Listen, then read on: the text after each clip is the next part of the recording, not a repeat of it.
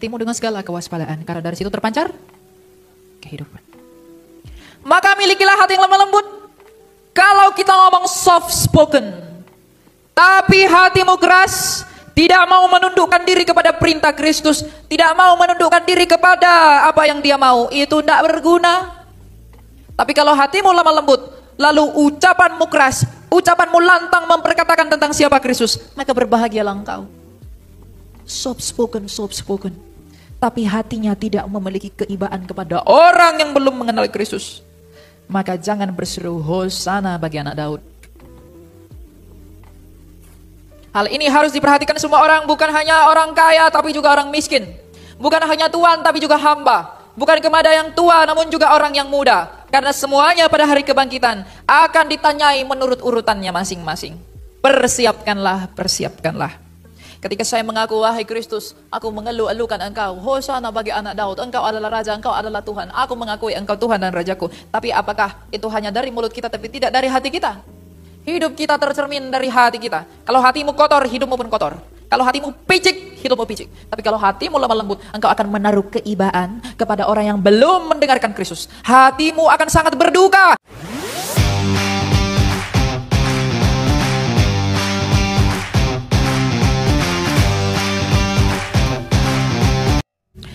Shalom, selamat hari Minggu Bapak Ibu. Shalom. Ya, dalam tradisi hari ini kita sudah sampai menurut kalender Gregorian, kita sampai di Minggu Palama. Kalau dalam kalender Julian, belum. Jadi pada hari ini kita akan belajar firman Tuhan dari Injil Matius yang paralel dengan Injil Markus, Lukas, dan Yohanes tentang Yesus yang dielu-elukan di Yerusalem. Dalam Matius 21 ayat yang keempat dan kelima.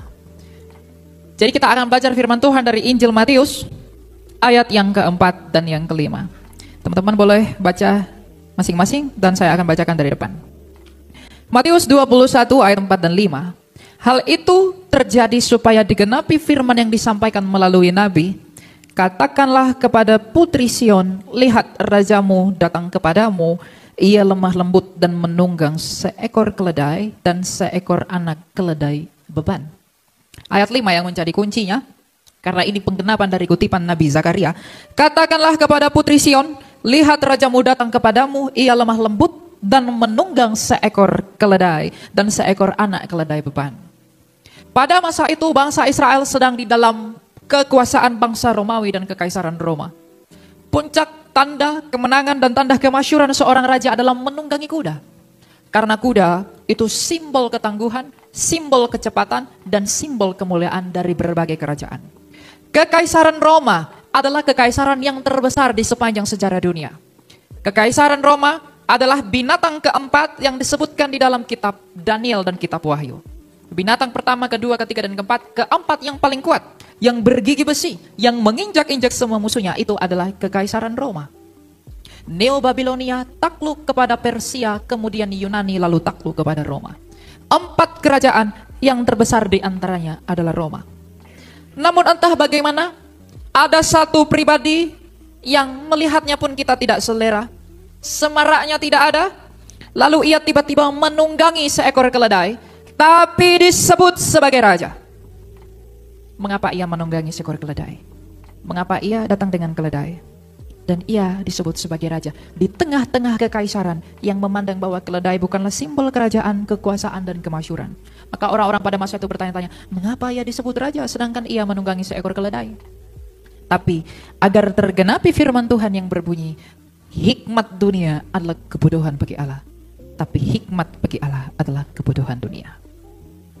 Maka makna teologi ketika kita melihat bahwa Kristus itu menunggangi seekor keledai, ini menekankan kepada bahwa ia sendiri pernah bersabda, kerajaanku bukan dari dunia ini, tetapi engkau dari dunia ini. Kerajaanku dari atas, tapi engkau dari dunia ini. Ketika Kristus menunggangi seekor keledai dan ia dielu-elukan sebagai seorang raja, itu membuktikan bahwa ia bukanlah raja yang dimaksudkan dalam pandangan dunia. Ketika ia menunggangi seekor keledai, ia sedang mengonfirmasi selain daripada bahwa akulah yang dimaksudkan oleh nabimu itu, tapi akulah raja yang berbeda dengan raja-rajamu. Kristus adalah raja yang tidak seperti raja yang lain. Kalau raja yang lain mengangkat pedang, Kristus tidak mengangkat pedang. Tetapi sekalipun ia tidak mengangkat pedang, hanya Kristus yang tidak takluk, yang tidak kalah kepada apa di mana raja-raja yang lain telah kalah, yaitu kematian. Kristus itu adalah kasih. Maka ketika ia menunggangi keledai, ia menunjukkan kelemah lembutannya sebagai sang kasih. Kristus itu bukan mengasihi, dialah kasih itu. Maka perintah dia, agar engkau bisa bersama-sama dengan aku, kasihilah seorang akan yang lain. Jadi ketika Kristus menunggangi keledai, ini menunjukkan kepada kita, sekalipun ia raja yang tak berkebinasan, sekalipun dia adalah penguasa semesta, sekalipun ia adalah yang empunya segala sesuatu yang kita sebut milik kita, tapi ia datang di dalam cara yang dipandang hina oleh orang pada masa itu. Yang dengan demikian Kristus mau mengajarkan saya dan kamu, jadilah pribadi yang bukan untuk menyenangkan orang-orang dunia, tetapi agar kita mengerti apa kehendak Allah. Kristus menunggangi keledai itu memiliki arti bahwa kamu harus berbeda dengan dunia. Sebagaimana ia telah berbeda dengan dunia. Ia menjadi terang karena sungguh-sungguh ia adalah terang ketika ia bersabda, akulah terang dunia. Dan kamu pun dan saya pun dipanggil oleh dia, bukankah kamu adalah garam dan terang dunia. Sebagaimana ia berbeda, ia bukanlah raja yang kejam yang membawa pedang, tetapi ia adalah raja yang lemah lembut dan tidak membawa pedang. Ia bukanlah raja yang menunggangi kuda, tapi ia adalah raja yang menunggangi keledai. Ketika dinyatakan demikian, maka ia berbeda dengan penguasa dunia, maka memang benarlah ia adalah terang yang dari atas. Maka kamu pun dan saya, jikalau saya dan kamu mengaku sebagai pengikutnya dia raja yang lemah lembut itu, maka saya dan kamu harus berbeda dengan dunia. Kalau kamu sama dengan dunia, kalau saya sama dengan dunia, maka kita tidak pantas menyebut diri kita Kristen. Kalau siapapun berpikir bahwa dengan menjadi Kristen aku bisa menyamakan diriku dengan dunia, perdamaian dengan dunia adalah permusuhan terhadap Allah. Dan perdamaian dengan Allah adalah permusuhan dengan dunia. Ada begitu banyak orang Kristen, apalagi anak-anak muda yang Kristen. Engkau berpikir bahwa dengan kamu menjadi Kristen, engkau bisa bersatu, engkau bisa berdamai, engkau bisa menjadi sama seperti dunia yang dengan cara itu engkau bermaksud mengasihi Allahmu. Maka Kristus mengajarkan dengan cara yang berbeda. Tidak. Kalau engkau mengikut aku, berbedalah. Agar orang bisa membedakan mana ilalang, mana gandum.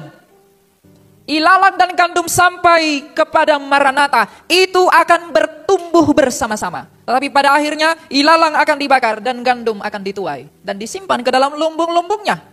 Kalau kita dan kamu adalah gandum, maka kamu akan dituai oleh pemilik kebun anggur itu yang adalah Bapa melalui Kristus dan akan ditempatkan di langit bumi baru. Tapi kalau engkau dan saya adalah ilalang, engkau akan dibuang ke dalam api. Sebagaimana ilalang engkau juga membuangnya. Karena itu tak berguna.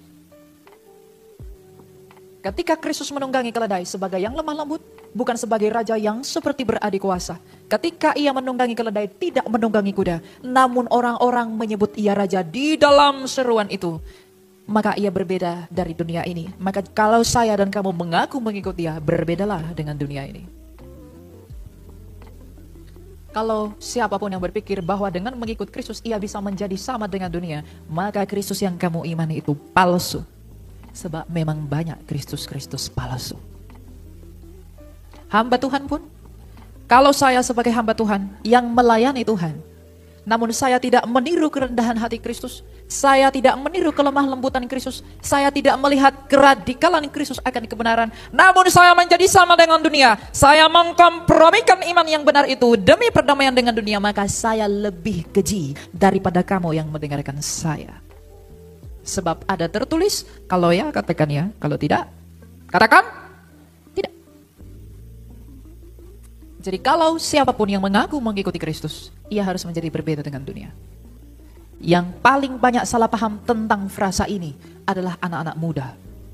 Ketika ia mau mengikut Kristus, ia mengenakan pakaian yang ia pikir layak, tetapi pada akhirnya itu akan mengkhianatinya. Anak-anak muda, pikirkanlah pakaianmu. Apakah pakaianmu akan mengkhianatimu ketika engkau mati? Apakah pakaianmu akan mengkhianatimu seturut dengan apa yang keluar dari mulutmu dengan perkataan firman, pujian, penyembahan dan lain sebagainya yang kamu lakukan kepada Kristus Tuhanmu itu? Kalau kamu tidak lemah lembut, kalau kamu tidak punya kasih, kamu tidak mengikuti Kristus. Mengikuti Kristus, menjadi lemah lembut, memiliki kasih bukan berarti seperti orang yang di sosial media bilang, ngomong tuh soft spoken. Lemah lembut artinya saya menjadi soft spoken. Tidak boleh ngomong kuat-kuat, pelan terus. Kalau begitu maka Kristus bukan lemah lembut. Bagaimana dia ngomong di hadapan 3.000 orang?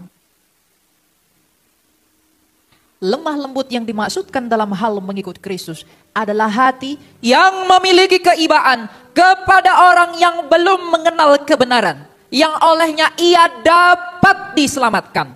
Hati yang lemah lembut adalah yang menaruh perhatian kepada orang miskin, kepada orang sakit, kepada orang lemah, kepada orang yang tak punya apa-apa. Di mana ada orang sakit, di mana ada orang miskin, di mana ada orang lemah, di mana ada orang tak punya pakaian, kesanalah Tuhan pergi. Jadi jikalau hatimu tidak memperdulikan orang-orang yang demikian itu, maka engkau tidak sedang bertuhankan Kristus dari Nazaret.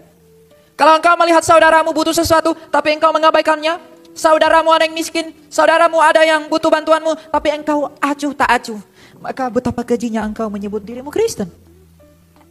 Hati yang lemah lembut seturut dan sebagaimana Kristus telah memberikan teladan bagi kita adalah memperdulikan keselamatan jiwa orang-orang yang ada di sekelilingmu. Jadi anak-anak muda, kalau kamu memang mengikuti Kristus, kalau kamu memang sungguh-sungguh mengaku bahwa Kristus adalah Tuhanmu, jadilah lemah lembut. Milikilah kasih yang dengan demikian kamu akan menjadi lemah lembut. Tapi bagaimana wujud dari kelemah lembutan saya? Seperti yang Kristus telah nyatakan, percayalah kepadaku. Maka dengan cara itu kita pun sebagai pengikutnya dia berseru, percayalah kepada Kristus agar engkau hidup. Percayalah kepada dia agar engkau menang. Percayalah kepada dia agar jiwamu beroleh pemulihan.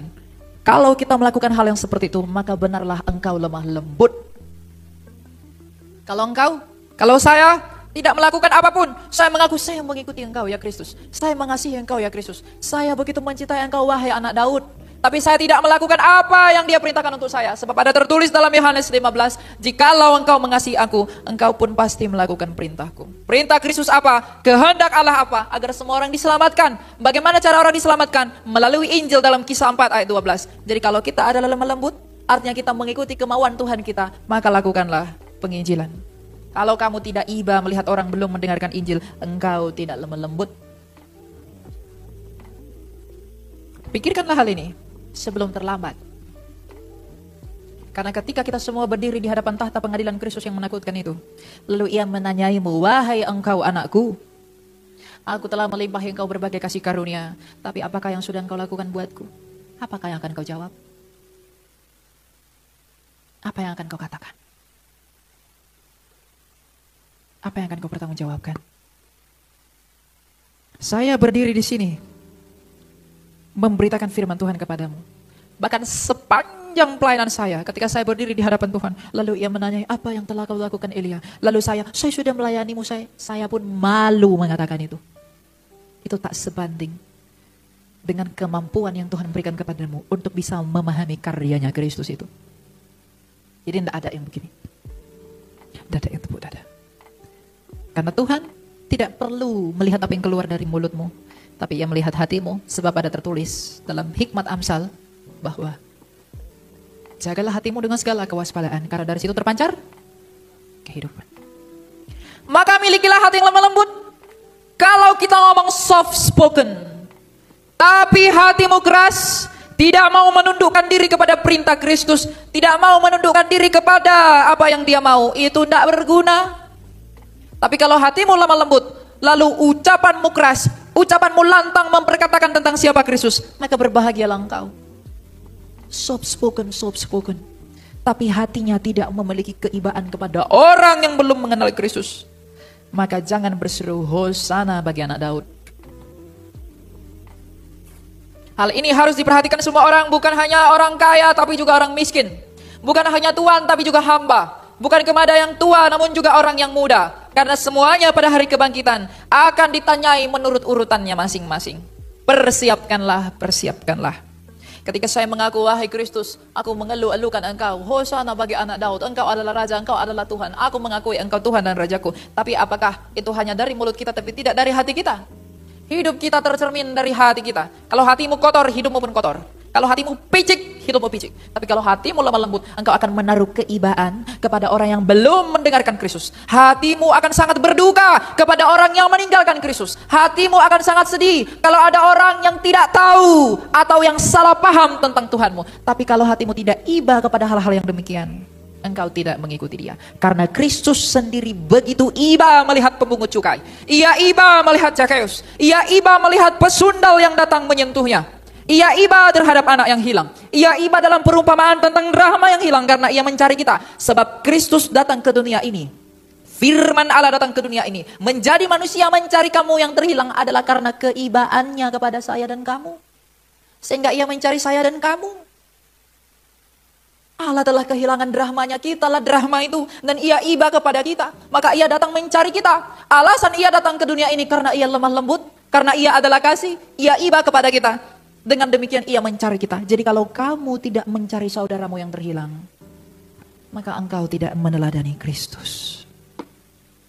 Kalau engkau membiarkan saudaramu terhilang, engkau membiarkan anak-anak muda, engkau membiarkan saudaramu atau teman-temanmu atau sahabatmu salah paham dengan Kristus itu, maka engkau tidak memiliki kasih.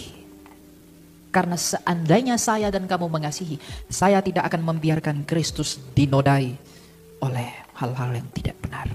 Makanya Alkitab menuntut saya dan kamu, carilah dahulu kerajaan Allah, maka semuanya ditambahkan kepadamu. Itulah yang terpenting. Yang kedua, kalau Kristus memang berbeda datang dengan raja-raja yang lain, dengan demikian ia menyatakan keibaannya kepada manusia, maka kita pun harus turut meniru dia sebagai pribadi yang berbeda dari dunia ini. Maka jadilah berbeda dengan dunia ini. Tapi dalam hal ini, ia juga menegaskan hal yang sama. Dengarkanlah. Bukankah kamu menyanyi di sini, Tuhan Engkau baik. Engkaulah Allahku. Engkaulah Mesiasku. Engkaulah Tuhanku. Kamu menyanyi di sini, saya berkhotbah di sini, kamu main musik di sana, kamu juga ikut berdiri memuji-muji Tuhan. Tapi, apakah juga kamu pernah merenungkan bahwa kita juga menyalibkan dia sekali lagi? Sorak-sorai bangsa Israel, Hosana bagi anak Daud, Hosana bagi raja yang diberkati. Diberkatilah dia yang datang dalam nama Tuhan. Tapi seketika itu, beberapa hari setelah itu, ucapan mereka, seruan mereka yang mengatakan Hosana, Hosana, Hosana, terpujilah, terpujilah, berubah menjadi salibkan dia, salibkan dia. Sekarang, tak peduli seberapa banyak engkau menyembah Allah dalam nyanyian pujian yang keluar dari mulutmu, kalau kamu masih menyalibkan dia. Saya tidak boleh berpikir, kamu pun tidak boleh berpikir, sehebat apapun pujianmu, tapi kalau hatimu, pikiranmu, ideologimu menyalibkan ia, tak berguna apa yang kau lakukan itu. Kemuliaan bagi Allah, kemuliaan bagi Allah. Tapi pada saat yang sama engkau juga menyalibkan dia. Bukankah kita keji? Bukankah kamu keji? Oleh karena itu tidak mungkin ada dua hal yang bertentangan keluar dari hati yang sama. Tidaklah mungkin kebenaran dan kesesatan. Tidaklah mungkin kebenaran dan kesalahan. Itu lahir dari satu orang yang benar. Kalau dia benar, buahnya pun pasti benar. Kalau ia salah, buahnya bisa berkamuflase seperti benar tapi palsu. Orang yang sungguh-sungguh mengikuti Kristus sama seperti ranting dari pokok anggur yang benar menghasilkan buah yang manis.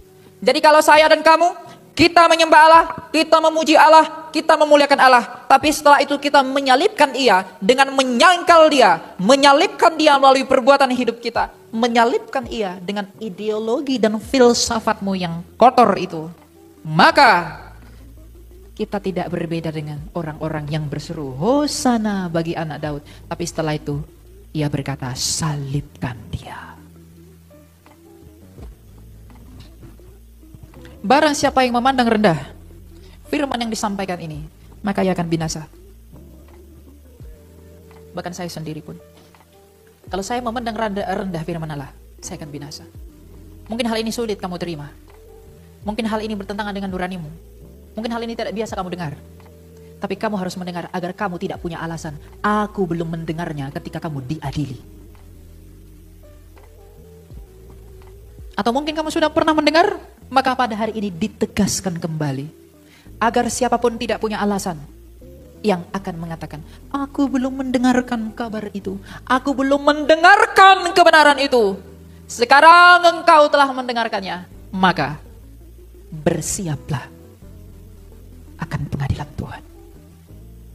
Renungkan, refleksikan dalam hati kita masing-masing. Apakah kita berseru bahwa Dia adalah Raja? Apakah kita berseru bahwa Dia adalah Tuhan kita? Apakah kita berseru bahwa Ia adalah Mesias kita? Tetapi kita juga menyalipkannya dengan pikiran kita yang sia-sia. Anak-anak muda, dia datang ke gereja, Tuhan baik. Keluar dari gereja, ia pergi dengan teman-temannya. Ketika teman-temannya salah paham dengan Tuhannya, ia membiarkannya, maka engkau menyalipkannya lagi.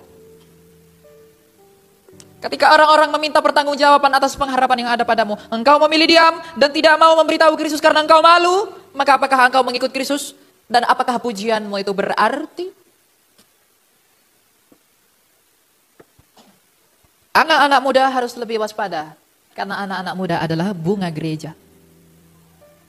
Orang-orang tua, jangan menawar hati anak-anaknya. Saya rindu sekali, anak-anak muda ini mengerti kedalaman Injil, mengerti kedalaman karya dan misteri salibnya Kristus. Bagaimana ia mati, bagaimana ia di dalam kubur, bagaimana ia telah bangkit. Tanpa pengertian akan itu, kalau engkau hanya mendengar khotbah-khotbah, berkat-berkat dan lain sebagainya, engkau akan tawar hati dan tak akan punya pengharapan. Saya bertemu dengan orang yang punya harta ratusan triliun. Ia berkata, saya sudah naik private jet, saya punya Rolls Royce, saya punya ini, itu segala macam. Tapi saya pengen hidup saya lebih bahagia lagi. Mengapa ada orang seperti itu? Mengapa ada orang seperti itu? Dia udah punya segalanya. Karena ia tidak punya pengharapan dalam jiwanya. Sekaya apapun kamu, sebanyak apapun mobilmu, sebesar apapun rumahmu, sebanyak apapun duitmu, kalau kamu tidak punya pengharapan di dalam jiwamu, engkau akan hampa. Batinmu itu akan tersiksa. Karena kebahagiaan bukan status benda, dia status batin. Jadi anak-anak muda berambisi jadi kaya, berambisi pengen punya ini itu, berambisi pengen punya segalanya. Tapi engkau tidak memberikan hatimu untuk berambisi mengenali kedalaman misteri Kristus. Engkau tidak memberi hatimu untuk mendalami kerajaan Allah, mendalami firman-firman-Nya Tuhan. Maka engkau rugi. Engkau akan rugi. Karena ketika engkau mati, kepada siapakah akan kau tinggalkan semua yang kau kejar itu. Tapi kalau kamu sudah mengerti kerajaan Allah, engkau sudah mengerti apa yang dilakukan oleh Kristus bagimu. Ketika engkau mati, engkau akan menemui jalan yang terang menuju kepada pangkuannya. Lihatlah orang kaya dan Lazarus. Dia telah mati, tapi dia berakhir kemana? Sungguh malang dan kasihan. Jadi anak-anak muda, mindsetmu bukan hanya tentang kekristenan, tapi mindset pencarian hidupmu itu harus dirubah dari sekarang. Engkau akan sangat sedih kalau Tuhan, aku belum punya ini. Tuhan, aku belum begini. Tapi engkau tak pernah sedih karena engkau belum mengenali Tuhanmu. Engkau tak pernah sedih karena apa maksudnya ia menunggangi keledai. Engkau tak pernah sedih, apa maksudnya ia harus disalib? Engkau tak pernah sedih, apa maksudnya ia harus ditikam lambungnya? Sungguh malang, sungguh kasihan orang yang tak mengerti dan tidak mau mengerti kedalaman Injilnya Tuhan. Maka hari ini, ketika orang 2000 tahun lalu berseru, Hosana bagi anak Daud, terberkatilah dia orang yang datang dalam nama Tuhan. Maka sekarang dari mimbar ini kita berseru, kenalilah Tuhanmu anak-anak muda. Carilah kerajaannya. Berikanlah waktumu untuk memahami misterinya yang kudus. Berikan hatimu, berikan hidupmu sebagai persembahan yang terbesar bagi Tuhanmu. Agar ketika hidupmu sudah berangkat dari tempat ini, ketika tubuhmu berpisah dengan rohmu, engkau berbahagia. Sebab berbahagialah orang yang mau mencari Tuhan, karena mereka memang milik dan kepunyaan Tuhan. Ya, saya juga tidak bisa membatasi dan tidak bisa mengontrol apa yang di luar saya. Setiap hari saya selalu merenung, kapan di Indonesia ini Anak-anak muda itu punya niat yang begitu kuat, punya keinginan yang begitu dalam, untuk begitu bangga memasyurkan dan memamerkan Tuhan dan karyanya itu. Banyak sekali yang malu. Ketika kita ngomongin Kristus, anak-anak muda yang mengaku ikut Tuhan, nggak usah ngomongin agama, nggak usah ngomongin Tuhan, itu semua sama saja. Engkau kalau berkata seperti itu, engkau menyalibkan dan menginjak-injak Kristus yang kedua kalinya. Karena engkau membiarkan orang salah paham dengan apa yang dilakukan oleh Tuhanmu, dan engkau tidak mau menguduskannya. Apologetika yang adalah panggilan saya bukan untuk membela Tuhan. Tuhan tak perlu dibela. Tapi apologetika yang kami lakukan adalah menguduskan Kristus. Dalam artian apa? Kita membebaskan ia dari tuduhan-tuduhan si jahat tentang karyanya yang membuat orang tersandung untuk percaya kepada dia. Di apologetika tak bela Tuhan, ngapain saya bela Tuhan? Saya justru pengen Tuhan yang bela saya nanti di pengadilannya. Setiap hari saya berdoa, belalah saya Tuhan dalam pengadilanmu. Karena saya tidak punya sesuatu yang akan bisa membela saya. Saya hanya meminta agar engkau mengasihani saya dalam hidup ini. Agar saya ketika kematian saya, apa yang saya pakai tidak akan mengkhianati saya. Jadi anak-anak muda, beri hatimu untuk hal ini. Jangan main titok-titok terus.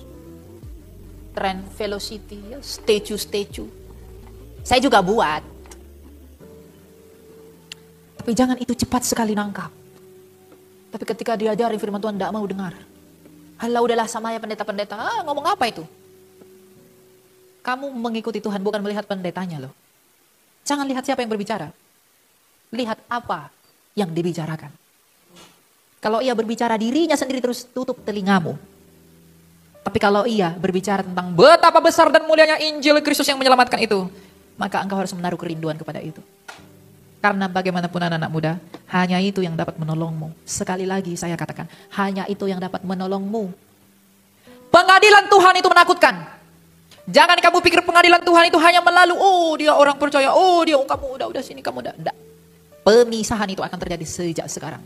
Makanya Kristus pernah berkata apa dalam Matius 19 ayat 30. Namun banyak orang yang pertama akan menjadi yang terakhir. Dan yang terakhir akan menjadi yang pertama. Saya pun harus sangat berhati-hati. Cobaan saya adalah dalam hal kesetiaan. Kesetiaan prinsip, kesetiaan pengajaran, kesetiaan waktu, kesetiaan ideologi, dan kesetiaan filsafat yang disandarkan dan ditumbangkan, ditundukkan kepada pikiran Kristus. Karena banyak hal yang dapat mengecohkan kita. Maka berjuanglah. Berserulah hosana, termulialah nama Kristus. Tapi jangan salibkan dia dengan ucapanmu juga. Yang sia-sia tentang Kristus. Berserulah hosana kemuliaan bagi anak Daud. Tapi jangan salibkan dia dengan cara hidup kita. Anak-anak muda, ingatlah akan kematianmu. Kamu jangan terlena akan kemudaanmu. Banyak orang muda telah mati, lebih muda darimu sudah mati. Tapi apakah yang dapat mereka lakukan yang sudah mati itu? Tidak bisa berbuat apa-apa. Maka benarlah kata Tuhan kita, di luar aku, engkau tidak dapat berbuat.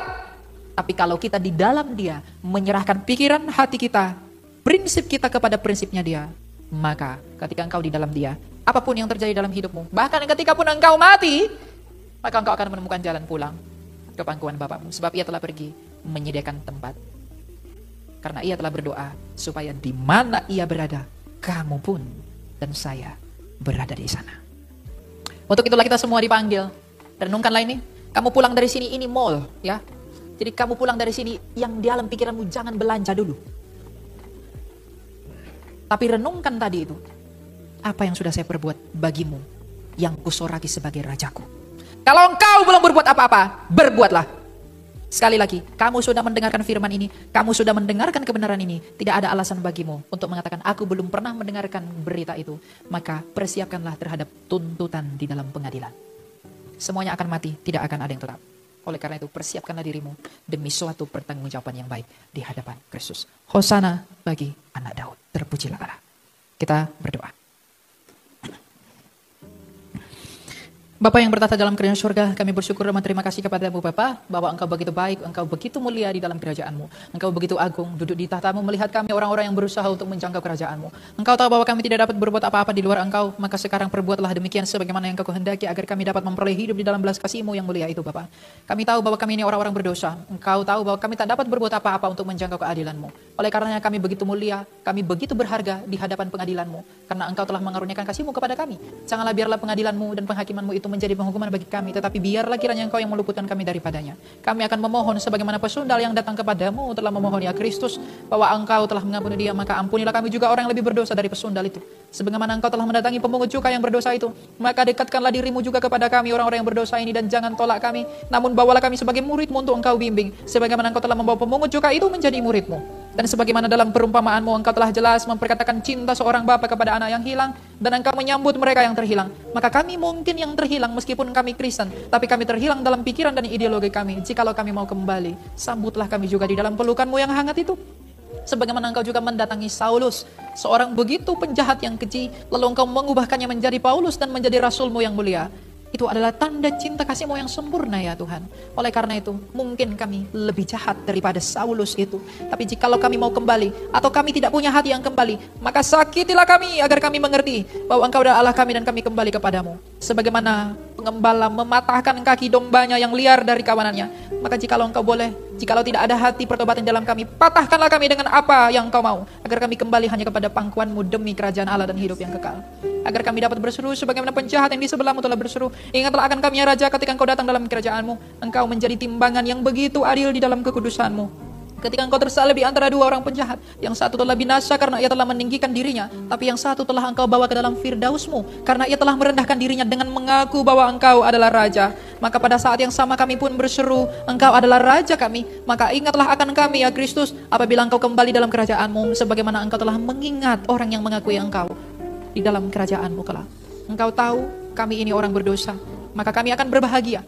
Engkau tahu bahwa kami ini orang yang punya hutang yang begitu besar, tapi kami pun akan berbahagia di dalam penantian Paskah, di dalam penantian Jumat Agung. Kami begitu bersyukur untuk mengingatkan kembali tentang apa yang telah Engkau lakukan bagi kami. Tiada cinta, tiada kasih yang lebih besar dari apa yang telah Engkau lakukan itu. Maka sekarang kami hanya memohon kepadamu, karuniakanlah kami hati yang mau bertobat, karuniakanlah kami hati yang mencintai Engkau, hati yang mau mencari-Mu, hati yang mau mengasihi Engkau dengan sungguh-sungguh, dengan cara hidup kami yang benar, dengan cara hidup dan pikiran kami yang setia mengikut Engkau. Karena itulah kebanggaan kami. Sebanyak apapun dunia ini melawan kami, jikalau pun kami harus dianiaya oleh karena nama-Mu itu, biarlah itu terjadi. Tapi sekalau itu pun akan terjadi, kami hanya memohon kekuatan yang daripada-Mu, agar kami dapat dikumpulkan bersama orang-orang yang telah berbahagia di tempat